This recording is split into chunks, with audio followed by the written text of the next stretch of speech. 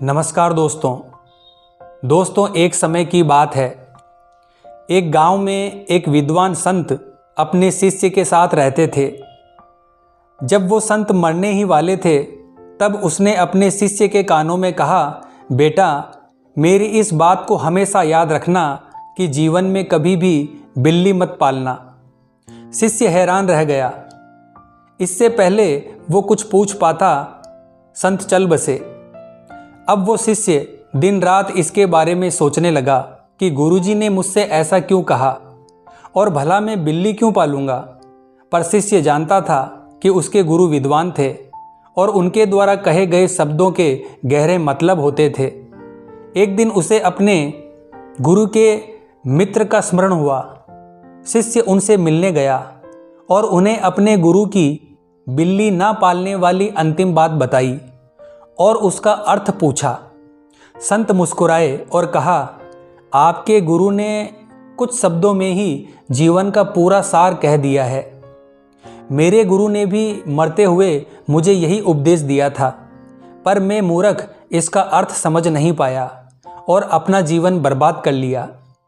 आज मैं इसका अर्थ तुम्हें समझाता हूँ, तुम इसे बड़े ध्यान से सुनना।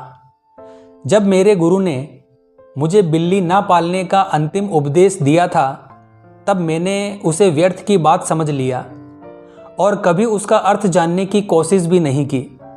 फिर जब मैंने संसार का त्याग कर अपना संन्यास जीवन प्रारंभ करने के लिए वन में निवास करने लगा, तभी इसकी शुरुआत हुई। वन में मेरे निवास स्थान के पास एक गांव था, जहां मैं भिक्षा मांगने जाता था। जब मैं भिक्षा मांगने के लिए जाता था, तब पीछे से कुटिया में चूहे मेरे कपड़ों को कुतर देते थे। एक सन्यासी होने के कारण मेरे पास सीमित कपड़े थे। मैंने गांव वालों से इसका समाधान पूछा तो उन्होंने कहा, एक बिल्ली पाल लो, वो चूहे को आपके निवास स्थान से दूर रखेगी। मुझे गांव वालों का सुझाव अच्छा लगा और मैंने बिल्ली पाल ली। बिल्ली पालने से चूहे तो भाग गए, पर अब मुझे उसके लिए दूध की व्यवस्था करनी पड़ती थी। अब मैं भिक्षा के साथ साथ गांव वालों से दूध भी मांगने लगा। गांव वालों ने कहा, हम रोज रोज आपको दूध नहीं दे सकते, इससे अच्छा है आप गाय पाल लो। मुझे गांव वालों का सुझाव अच्छा लगा और मैंने गाय पाल ली। गाय पालने से दूध की समस्या तो खत्म हो गई, पर अब मुझे बिल्ली के साथ साथ गाय का भी देखभाल करना पड़ता था। उसके लिए घास की व्यवस्था करनी पड़ती थी, क्योंकि मेरे निवास स्थान के आसपास घास नहीं उगती थी। अब मैं भिक्षा के साथ साथ गांव वालों से घास भी मांगने लगा। फिर गांव वालों ने मुझे जो सलाह दी, उसी ने मुझे बर्बाद कर दिया। गांव वालों ने कहा, हमारे गांव में एक विधवा महिला है, वो संतों का बड़ा आदर सत्कार और सम्मान करती है। आप उनसे सहायता मांगिए, वो आपके निवास स्थान के आसपास घास भी उगा देगी। बदले में आप उसे 2 रोटी खाने को दे देना। मुझे गांव वालों का सुझाव अच्छा लगा और मैंने उस विधवा महिला से सहायता मांगी। वो महिला बड़ी सेवाभावी और परिश्रमी थी। उसने मेरे निवास स्थान के आसपास घास तो उगाई ही, साथ में मेरे खाने के लिए अनाज भी उगाने लगी। वो मेरी बिल्ली और गाय का भी देखभाल करने लगी। वो महिला जवान और सुंदर थी। मुझे उससे प्रेम हो गया और हमने विवाह कर लिया। 1 साल बाद हमारा बच्चा भी हो गया। तब मैं सन्यासी नहीं रहा। लोगों ने मुझे ठरकी और पाखंडी कहकर संबोधित किया और भिक्षा देने से मना कर दिया।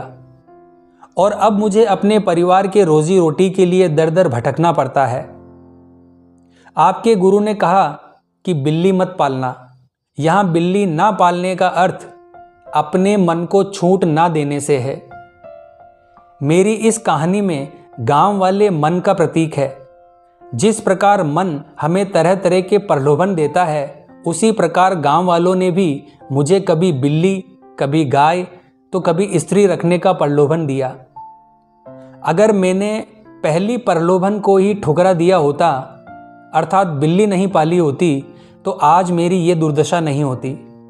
दोस्तों, हमारे जीवन में किसी भी प्रकार की लत हो, चाहे वो बीड़ी हो, सिगरेट हो, शराब हो, तंबाकू हो या ड्रग्स हो, सब मन को देने वाले झूठ का ही परिणाम है। हमारा मन हमें कहता है बस एक बार ट्राई करो और उसके बाद दोबारा कभी मत करना। ट्राई करने के बाद हमें उस काम में आनंद आने लगता है और फिर हमें उसकी लत लग जाती है। दोस्तों, इसीलिए मन के पहले प्रलोभन को ही सख्ती के साथ ठुकरा दो। दूसरे शब्दों में कहूँ तो बिल्ली मत पालो।